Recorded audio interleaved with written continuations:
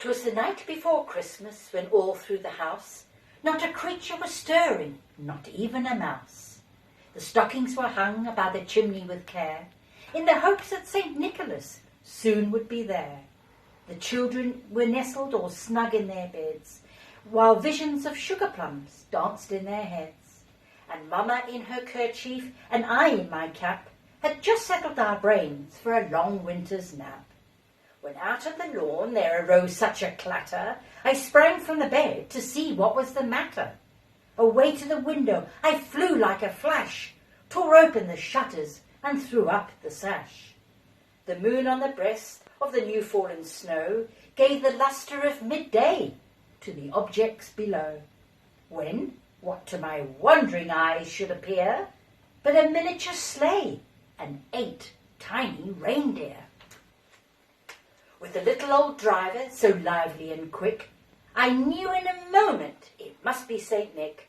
More rapid than eagles, his curses they came, and he whistled and shouted and called them by name. Now Dasher, now Dancer, now Prancer and Vixen, come Comet, come Cupid, come Donner, come Blitzen. To the top of the porch, to the top of the wall, now dash away, dash away, dash away all. As drivelies that before the wild hurricane fly, when they met with an obstacle, mount to the sky.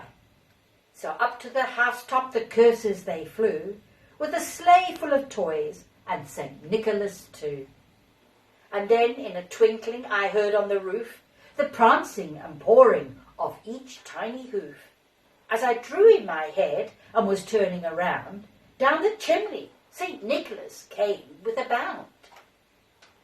He was dressed all in fur from his head to his foot, and his clothes were all tarnished with ashes and soot.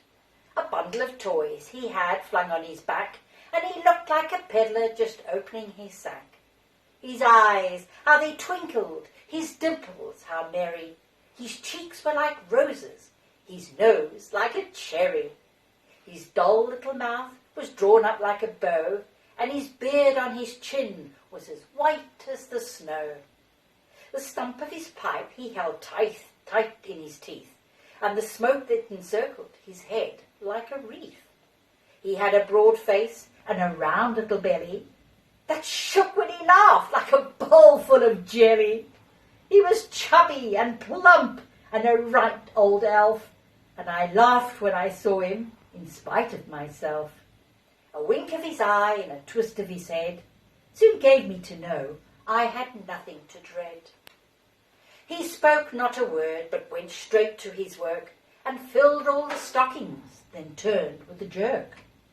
And laying his finger aside his nose, gave a little nod, and up the chimney he rose. He sprang to his sleigh, to his team gave a whistle, and away they all flew, the down of the thistle. But I heard him exclaim, ere he drove out of sight, Happy Christmas to all, and to all